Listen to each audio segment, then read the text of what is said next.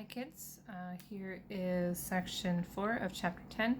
We'll be solving polynomial equations in factored form. This form will be provided to you. We are not quite factoring yet. This is an introductory lesson and it bleeds into 10.5 where you'll be learning to factor, and then 10.6 where you'll be learning to factor when the leading coefficient isn't 1. That one's kind of a headache lesson, but we're not quite there yet. Just remember before we get started that this is not going to be the most perfect or the most thorough lesson. These are just the high points from our lesson, meant to give you a little boost from home and perhaps some homework help if you need it. And so, pardon me, our objective, of course, is to solve a polynomial in factored form. So just to give this some context, we will largely be using quadratics. And you know that you can solve an equation, a quadratic equation, by using the quadratic formula, negative b plus or minus the square root of b squared minus 4ac over 2a. Okay, like what we did last chapter. This accomplishes the same thing. Some people find it to be more direct.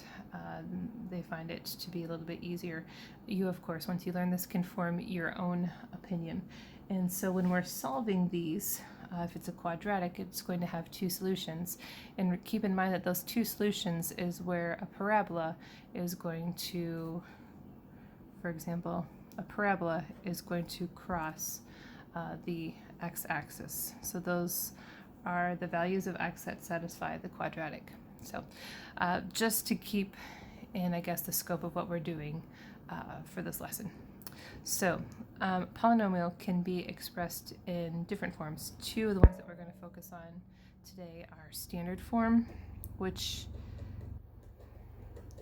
is typically what you see. And then there's a factored form as well. Now, in a previous lesson, you learned FOIL, and you learned how to go from factored form to standard form. And so you learned that by using FOIL, you can prove that this has the same value. So if I take this factored form, 2x minus 3 and x plus 5, this becomes 2x squared plus 10x first, outer, inner, last, 2x squared plus 7x minus 15, and that is the same. So I'll be showing you how you can use this factored form to solve this quadratic equation. And also in the future, you will learn how to factor these quadratics out, but that's not this lesson. Okay, so to solve a quadratic equation or a polynomial by factoring, we use the zero product property.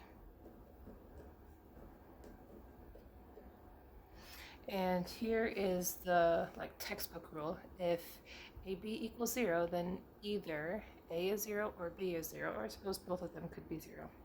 To put it in a more familiar context, if you multiply two numbers together and their result is 0, then you know that one of the numbers that you multiplied to get 0 was 0.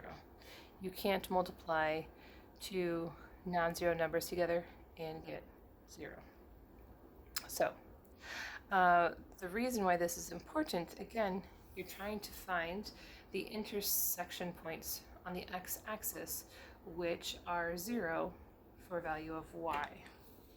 So if we want to solve for x, and these are our factors, oopsie, sorry, we're using a different example. If we want to solve for x, and these are our factors, and we want this to be equal to 0 so that we can find the intersection points on the x-axis, then that means either this is 0 or this is 0, because when they're multiplied together, their product is 0. So to solve for x, we can say x minus 2 is 0, x plus 3 is 0. So add 2, so x is 2. Subtract 3, x equals negative 3. So for this, our solutions are x equals negative 3 and 2. Now it's always important that we know how to justify our answers and to prove that we are correct. So you can prove that your solutions are correct by substituting back into the original equation. And rather than having you sit there and watch me do all that, I have the work prepared for you so that you can see. When I sub in negative 3 and square it, be careful. When you square a negative, it is a positive. Don't rely on solely a calculator. And when I sub in 2, these balance out because they are equal to 0. And again, we're trying to find our solution when x intersects at 0. So here are a couple other examples. Remember that x plus 5 means x plus 5, x plus 5, I meant to say x plus 5 squared, means this bit is repeated with itself. And so the zero product property says that if I multiply these together and get 0, either this or this have to be 0. Now since they're the same thing, I can just work it out once. X plus 5 equals 0. Subtract 5, so x equals negative 5. And that's the only solution that will satisfy this. Negative 5 plus 5 is 0, 0 squared is 0. Here we have 3 factors. This wouldn't be a quadratic, but what that means is one of these must be 0 for this to be equal to 0. So that means 2x plus 1 can be 0. 3x plus 2 can be 0, and x plus 1 can be 0. And just solve each of these.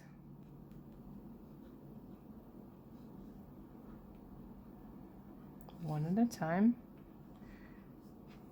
You don't have to show all of these steps if you don't need to, but I'd like to show you my work in case you get lost.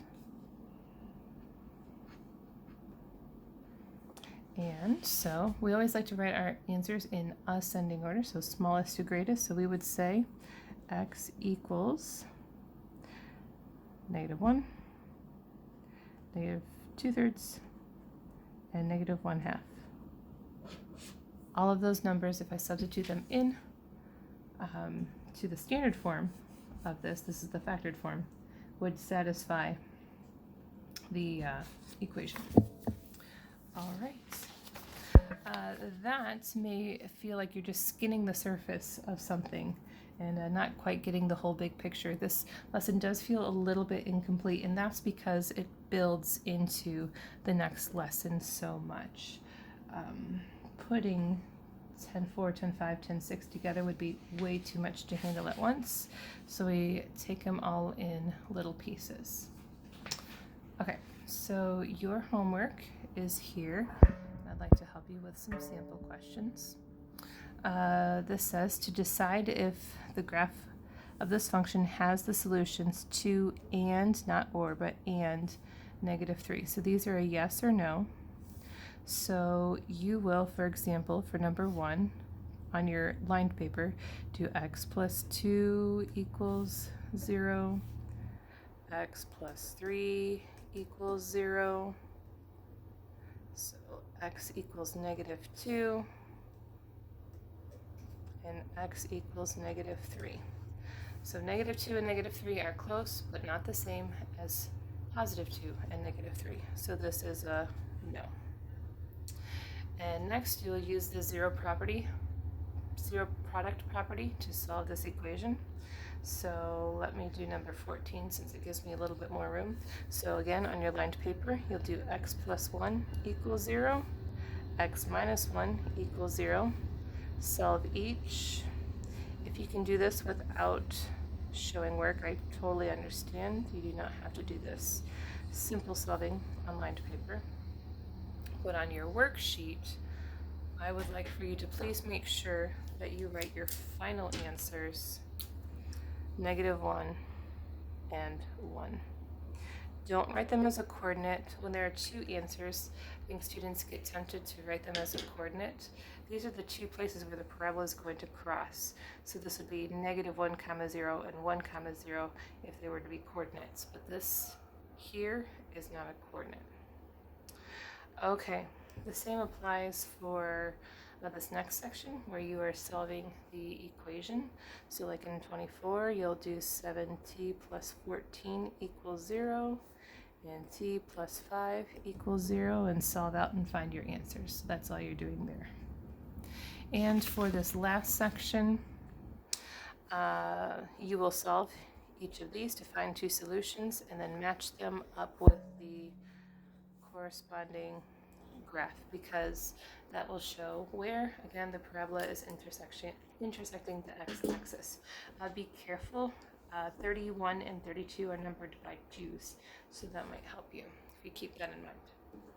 As always, if you need any help at all, please do not hesitate to send me an email.